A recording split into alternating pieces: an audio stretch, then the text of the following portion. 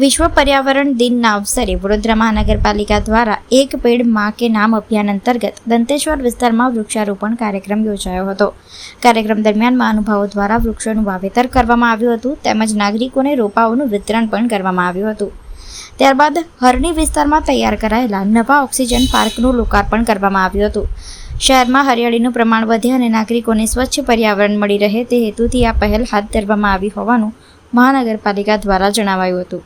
આ પ્રસંગે મહિલા અને બાળ કલ્યાણ મંત્રી ડોક્ટર મનીષાબેન વકીલ, રાવપુરાના ધારાસભ્ય અને મુખ્ય દંડક Balkrishna Shukla, mayor Geetaben Makwana, deputy mayor Aditya Patel, municipal commissioner Arun Mahesh Babu સહિતના હોદ્દેદારો અને કાઉન્સિલરો હાજર રહ્યા હતા। વિશ્વ પર્યાવરણ દિવસ નિમિત્તે વડોદરા મહાનગર કોર્પોરેશન દ્વારા ખૂબ સારું આયોજન આજે વૃક્ષારોપણનું કરવામાં આવ્યું છે। લગભગ 20,000થી ઉપર છોડોનું આજે રોપણ થવાનું છે।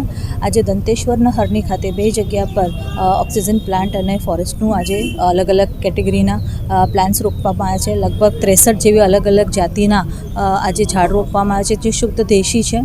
આપ સૌને હું અનુરોધ કરું છું કે આપણે આ વિશ્વ પર્યાવરણ દિવસ નિમિત્તે ના માત્ર એક દિવસે પ્લાન્ટેશન કરીએ પણ એને પ્લાન્ટેશન કર્યા પછી એનું જતન કરવું પણ એટલું જ જરૂરી છે।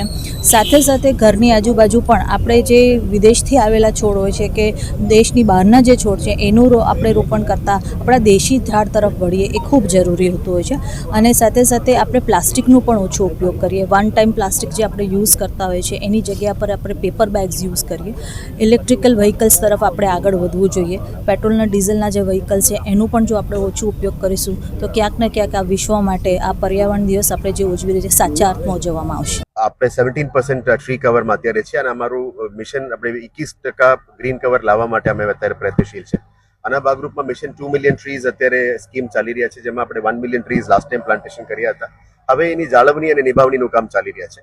આ વખતે પણ મિશન મિલિયન ટ્રીઝમાંથી 10 લાખ વાવેતર અમે કરવાના છે અને એના પણ નેક્સ્ટ ફેઝમાં લઈ જવાના છે। આજે અહીંયા દંતેશ્વર ખાતે અમે પ્લાન્ટેશન પ્રોગ્રામ વડોદરા મહાનગરપાલિકા દ્વારા કરવામાં આવી રહ્યા છે જેમાં માન્ય મંત્રી શ્રી મનીષાબેન વકીલ, માન્ય દંડક શ્રી ભાલુભાઈ શુક્લા, માન્ય મેયર ગીતાબેન મકવાણા અને આપણે તમામ પદાધિકારીઓની હાજરીમાં આ કાર્યક્રમ કરવા માંગી રહ્યા છે। આ કાર્યક્રમમાં મિયાવાકી પ્લાન્ટેશન પણ અત્યારે કરી રહ્યા છે અને લગભગ 63 સ્પીસીસની ડેન્સ ફોરેસ્ટ કરી રહ્યા છે। આ જગ્યાની ખાસિયત એ છે કે આપ જાતે જોઈ શકો છો કે અહીંયા પહેલા બહુ દબાણ થતી હતી અને ગંદકી થતી હતી।